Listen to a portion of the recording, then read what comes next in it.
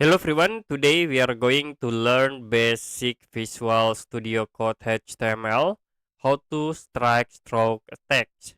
So for example, I will create paragraph and you can save the text. This is example for strike stroke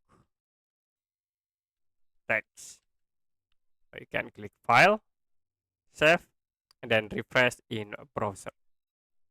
Okay, to create strike stroke, you can type S, press enter, and then I will set this code the text object.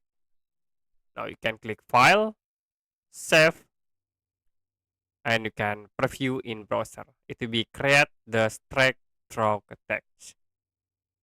Okay, that's it for basic Visual Studio Code HTML, how to strike stroke text.